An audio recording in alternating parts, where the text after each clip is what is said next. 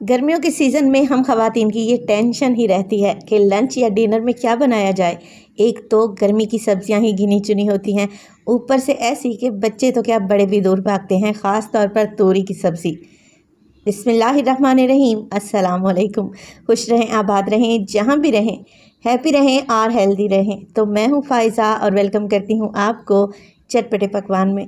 आज आपसे शेयर करूँगी मैं तूरी दाल की बेहतरीन रेसिपी। सादा से मसालों के साथ आज इस सब्ज़ी को मैं ढाबा स्टाइल बनाने लगी हूँ। मेरे तरीके से इस सब्ज़ी को बनाएंगे ना, यकीन करें बच्चे भी और बड़े भी शौक़ से खाएंगे। तो चलें फिर जल्दी से रेसिपी स्टार्ट कर लेते हैं। तो सब्ज़ी बनाने से पहले सबसे पहले तो मेरी एक कन्फ्यूजन दूर कर दें। तुरई कहा जाता है या तूरी बोला जाता है? हम लोग तो इसे तूरी कहते हैं। आपकी ज़ुबान में से क्या बोला जाता है कमेंट सेक्शन में मुझे लाजमी बताइएगा। तो 1 किलो मैंने तूरी का इस्तेमाल किया है, फ्रेश इस्तेमाल कर रही हूँ।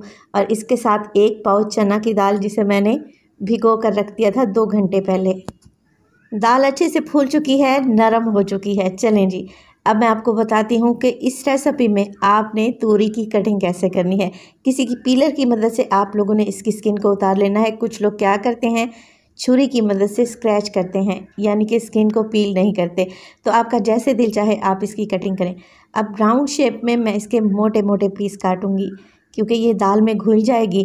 दाल में ये पीसेस नज़र आने चाहिए, इसीलिए मैंने इसके थोड़े मोटे पीस ही काटे हैं।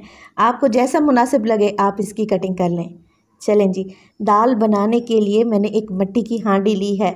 इसमें डाला है मैंने आधा कप के करीब कुकिंग ऑयल और एक मीडियम साइज़ के प्याज को फाइन सा स्लाइस करके शामिल कर दें। प्याज को पकाएंगे हल्का सा सॉफ्ट होने तक। देखें, सब्जियों में प्याज को कलर नहीं दिया जाता, हल्का सा ही सॉफ्ट करेंगे। जैसे ही इस पर हल्का सा कलर आने लगेगा, मैं इसमें डाल दूंगी 1 टेबलस्पून अदरक और लहसुन का पेस्ट। तो आप लोगों ने अदरक लाजमी शामिल करनी है, क्योंकि चने की दाल बादी होती है। मिक्स करेंगे और भून लेंगे 1 से 1.5 मिनट के लिए, ताकि अच्छी सी खुशबू आने लगे। और तब हम इसमें मसाले भी डालेंगे। 1/2 टेबलस्पून नमक डालूंगी। इसके अलावा 1 टेबलस्पून भर के शामिल करने लगी हूँ मैं धनिया पाउडर। हल्दी डालेंगे 1/4 टीस्पून। इसके अलावा लाल मिर्च का पाउडर डालूंगी मैं 1/2 टेबलस्पून। अब इसके अलावा हल्का सा टच देने लगी हूँ मैं मोटी कुटी हुई लाल मिर्च का, यानी कि चिली फ्लेक्स का। तकरीबन 1/4 टीस्पून मैंने डाला है, इससे फ्लेवर अच्छा आएगा। नहीं है आप लोगों के पास तो स्किप कर दें। मिक्स करेंगे मसालों को प्याज में, और इसमें डालेंगे 3 मीडियम साइज़ के टमाटर। साथ के साथ मैंने 2 से 3 हरी मिर्चें भी मोटी मोटी काट कर डाल दी हैं। टमाटर को मैंने चॉप करके डाला है फाइन सा, ताकि इसके छिलके मुंह में ना आए और दाल के लिए बेहतरीन सा हमारा मसाला तैयार हो जाए। इसके साथ ही मैं 1 टीस्पून साबित सफ़ेद ज़ीरे का इस्तेमाल करूँगी, इससे दाल में अच्छी खुशबू आएगी। आप चाहें तो मोटा कुटा हुआ ज़ीरा भी डाल सकते हैं। मिक्स करेंगे इतना कि ऑयल ऊपर आ जाए और टमाटर का सारा पानी खुश्क हो जाए। जितना अच्छा मसाला भूनेंगी दाल में, उतना ही अच्छा टेस्ट आएगा। जैसे ही मसाला भून गया, मैंने इसमें डाल दी भीगी हुई दाल। अब दाल डालेंगे। कुछ लोग क्या करते हैं, दाल को भी बहुत भूनते हैं, मगर मैं दाल को ज़्यादा नहीं भूनूंगी। इससे क्या होता है, दाल सख्त रह जाती है और फिर देर से गलती है। बस हल्का सा मिक्स करें और पानी शामिल कर दें।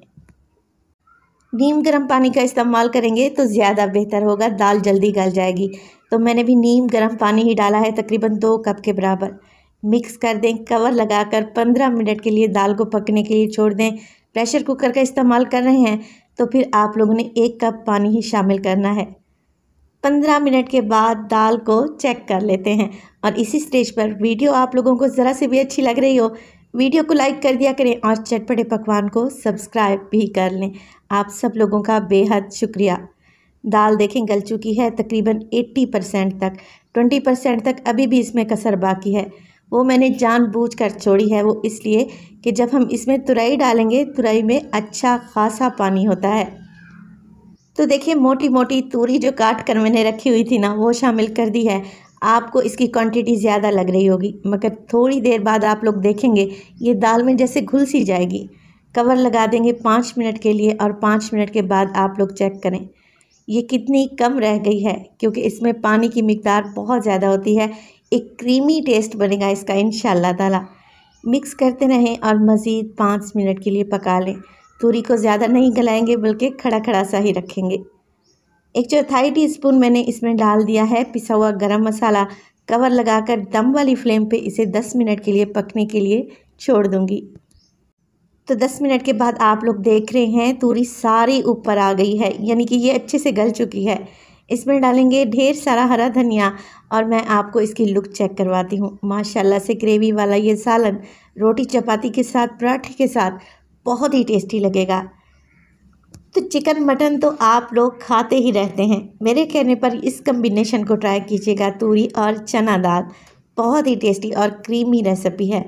इस पर डालेंगे हरा धनिया और गर्मा गर्म सर्व करूँगी मैं इसे तंदूर की रोटी और सलाद के साथ। रेसिपी ट्राई कीजिएगा, इंशाल्लाह ये देखने में जितनी टेस्टी लग रही है खाने में भी उससे ज़्यादा टेस्टी है। रेसिपी अच्छी लगी लाइक कर दें, चटपटे पकवान को सब्सक्राइब कर लें और अपने फैमिली और फ्रेंड्स में भी शेयर किया करें। अपना बहुत सारा ख्याल रखिएगा, फ़ाइज़ा को अपनी दुआओं में याद रखिएगा। मुझे दीजिए इजाज़त, टिल देन अल्लाह निगहबान।